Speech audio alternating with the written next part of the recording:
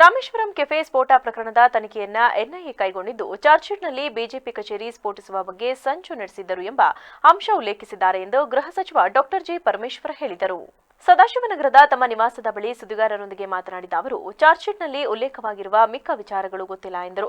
ರೇಣುಕಾಸ್ವಾಮಿ ಕೊಲೆ ಪ್ರಕರಣದ ಚಾರ್ಜ್ ಶೀಟ್ನಲ್ಲಿ ಅಂಶ ಬಹಿರಂಗವಾಗುತ್ತಿರುವ ಕುರಿತು ಮಾಧ್ಯಮದವರ ಪ್ರಶ್ನೆಗೆ ಪ್ರತಿಕ್ರಿಯಿಸಿ, ನ್ಯಾಯಾಲಯಕ್ಕೆ ಚಾರ್ಜ್ ಶೀಟ್ ಸಲ್ಲಿಸಿದ ಬಳಿಕ ಆಪೋಸಿಟ್ ಲಾಯರ್ಗೂ ಚಾರ್ಜ್ ಶೀಟ್ ನೀಡಲಾಗುತ್ತದೆ. ಚಾರ್ಜ್ ಶೀಟ್ ಗೌಪ್ಯ ದಾಖಲಾತಿ ಏನೂ ಇಲ್ಲ, ಅದನ್ನು ನಿಲ್ಲಿಸಲು ಯಾರಿಂದಲೂ ಆಗುವುದಿಲ್ಲ. ಸಹಜವಾಗಿ ಚಾರ್ಜ್ ಶೀಟ್ನಲ್ಲಿ ಮಾಹಿತಿ ಹೊರಗೆ ಬರುತ್ತದೆ. ಕೋರ್ಟ್ ಏನು ತೀರ್ಮಾನ ಮಾಡುತ್ತದೆ ನೋಡೋಣ. ಸಾರ್ವಜನಿಕವಾಗಿ ಮಾತನಾಡುವುದನ್ನ ಕೋರ್ಟ್ ಪರಿಗಣಿಸುವುದಿಲ್ಲ. ಸಾಕ್ಷ್ಯ ದಾಖಲೆಗಳ ಆಧಾರದ ಮೇಲೆ ಪ್ರಕರಣ ನಡೆಯುತ್ತದೆ. ಪೊಲೀಸರು ಚಾರ್ಜ್ ಶೀಟ್ ಸಲ್ಲಿಸಿ ಸಾಕ್ಷ್ಯಾಧಾರಗಳನ್ನು ಕೋರ್ಟ್ಗೆ ನೀಡುತ್ತಾರೆ. ಆ ಆಧಾರದ ಮೇಲೆ ಪ್ರಕರಣದ ವಿಚಾರಣೆ ನಡೆಯುತ್ತದೆ ಎಂದು ಹೇಳಿದರು. ಇನ್ನು ಮುಖ್ಯಮಂತ್ರಿ ಬದಲಾವಣೆ ಹೇಳಿಕೆಗೆ ಕಡಿವಾಣ ಹಾಕಲು ಹೈಕಮಾಂಡ್ಗೆ ಪತ್ರ ಬರೆದಿರುವ ಕುರಿತು ಮಾತನಾಡಿದ ಅವರು, ಮುಖ್ಯಮಂತ್ರಿಗಳ ಸ್ಥಾನದ ಬಗ್ಗೆ ಚರ್ಚೆ ಅನಗತ್ಯ ಎಂಬ ವಿಚಾರವನ್ನ ನಾನು ಸಹ ಹೇಳಿದ್ದೇನೆ.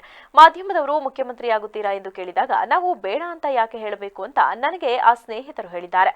ಅಷ್ಟು ಬಿಟ್ಟರೆ ಬೇರೆ ಏನೂ ಇಲ್ಲ. ಸಚಿವ ಎಂಬಿ ಪಾಟೀಲ್ ಅವರು ಇಲಾಖೆಯ ಕೆಲಸದ ನಿಮಿತ್ತ ದೆಹಲಿಗೆ ಹೋಗಿದ್ದಾರೆ. ನಾನು ಸಹ ಗೃಹ ಇಲಾಖೆಗೆ ಸಂಬಂಧಿಸಿದ ಕೆಲಸ ಇದ್ದರೆ ದೆಹಲಿಗೆ ಹೋಗುತ್ತೇನೆ. ಹೋದ ಕ್ಷಣ ಮುಖ್ಯಮಂತ್ರಿ ಹುದ್ದೆಗೆ ಲಾಭಿ ಮಾಡಲು ಹೋಗಿದ್ದರು ಅಂತ ಹೇಳಿಬಿಟ್ರೆ ಹೇಗೆ? ಈ ಬಗ್ಗೆಯೇ ಚರ್ಚೆಯೇ ಅನಗತ್ಯ ಎಂದು ಹೇಳಿದರು.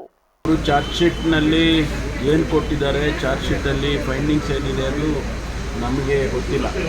ಚಾರ್ಜ್ ಶೀಟ್ ಫೈಲ್ ಮಾಡಿದ್ದಾರೆ. ಆಮೇಲೆ ಅದರಲ್ಲಿ ಬಿಜೆಪಿ ಕಚೇರಿಯನ್ನು ಕೂಡ ಬ್ಲಾಸ್ಟ್ ಮಾಡಬೇಕು ಅಂತಕ್ಕಂಥ ಒಂದು ಪ್ಲ್ಯಾನ್ ಮಾಡಿಕೊಂಡಿದ್ದೇವೆ ಅನ್ನುವಂಥ ಅಂಶವನ್ನು ಅವರು ತಿಳಿಸ್ಕೊಂಡಿದ್ದಾರೆ ಚಾರ್ಜ್ ಶೀಟ್ನಲ್ಲಿ. ಅದರಿಂದ ಇನ್ನೂ ಮಿಕ್ಕದ ವಿಚಾರಗಳು ಅದರೆಲ್ಲ ನಮಗೇನು ಬ್ರೀಫಿಂಗ್ ಆಗಿಲ್ಲ. ಅದಕ್ಕೆ ಈಗ ದರ್ಶನ್ ಚಾರ್ಜ್ ಶೀಟ್ನ ಮಾಹಿತಿಗಳು ಹೊರಗಡೆ ಬರ್ತಾ ಇರೋದಕ್ಕೆ ಆಕ್ಷೇಪಗಳು ವ್ಯಕ್ತಪಡಿಸಿದ್ದಾರೆ. ಇದು ಕೇಸ್ ಮೇಲೆ ಪ್ರಭಾವ ಬೀರ್ಬೋದು. ಯಾಕಂದ್ರೆ ಅವ್ರು ನಿರ್ಬಂಧ ಕೋರಿ ಅರ್ಜಿನೂ ಕೂಡ ಹಾಕ್ಕೊಂಡಿದ್ದಾರೆ ಅವ್ರ ಪರವಾಗಿ. ನೋಡಿ, ಚಾರ್ಜ್ ಶೀಟು ಒಂದು ಸಾರಿ ಚಾರ್ಜ್ ಶೀಟ್ ಸಬ್ಮಿಟ್ ಮಾಡಿದ ಮೇಲೆ ಅದನ್ನು ನಾವು ಅಪೋಸಿಟ್ ಲಾಯರಿಗೂ ಕೊಡ್ತಾರಲ್ವ. Is no more a secret document. ಅದು ಪಬ್ಲಿಕ್ ಡೊಮೈನಿಗೆ ಬಂದೇ ಬರುತ್ತೆ. ಅದನ್ನು ಯಾರೂ ನಿಲ್ಲಿಸೋಕ್ಕಾಗೋದಿಲ್ಲ.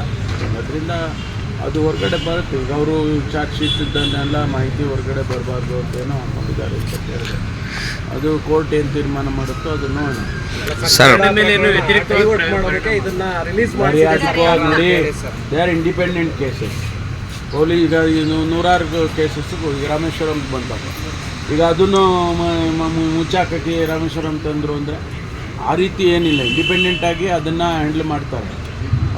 ಮಾಧ್ಯಮದಲ್ಲಿ ತಾವೇ ಪ್ರಯಾರಿಟಿ ಮೇಲೆ ತೋರಿಸ್ತೀರಾ. ನಿಮಗೆ ಯಾವುದು ಪ್ರಯಾರಿಟಿ ಬರುತ್ತೆ ಅದನ್ನು ನೀವು ತೋರಿಸ್ತೀರಾ.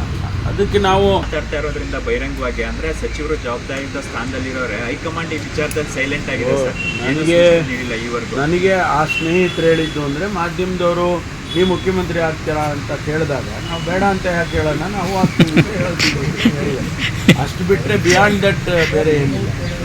Sir, is there a tussle for CM post inside the party, sir? Because all senior leaders are now coming out and saying everyone is capable. So that is why they are saying it. But where is the question of changing the chief minister at this point of time? ಅವಕಾಶ ಸಿಕ್ಕರೆ ಆಗ್ತೀನಿ ಅಂತ ಹೇಳೋ ಸ್ವಾತಂತ್ರ್ಯ ಸಿಕ್ಕರೆ ಅಷ್ಟನ್ನು ನೀವು ಸ್ವಾತಂತ್ರ್ಯವನ್ನು ತಪ್ಪಿಸ್ಬಿಟ್ರೆ ಅದಕ್ಕೆ ಅವ್ರು ಹೇಳೋದು ಹಂಗೆ. ಬಯಕೆ ವ್ಯಕ್ತಪಡಿಸೋ ಸ್ವಾತಂತ್ರ್ಯನೂ ಇಲ್ವಾ ಕಾಂಗ್ರೆಸ್ ಒಳಗೆ? ಯಾರಿಗೆ? ಕಾಂಗ್ರೆಸ್ ಒಳಗೆ ಸಂದರ್ಭ ಬಂದಾಗ ಹೇಳಬೇಕು, ಈಗ ಬೇಡ. MP Patil is also in Delhi, sir. Is he also rallying for? ಅವರು ಡಿಪಾರ್ಟ್ಮೆಂಟಲ್ ಕೆಲಸ ಇರೋದಿಲ್ಲ. ನಮ್ಮ ಹೋಗ್ತಾರೆ, ಡಿಪಾರ್ಟ್ಮೆಂಟ್ ಕೆಲಸಕ್ಕೆ ಹೋಗ್ತಾರೆ. ಈಗ ನಾನು ನನಗೆ ಕೆಲಸ ಇದ್ದರೆ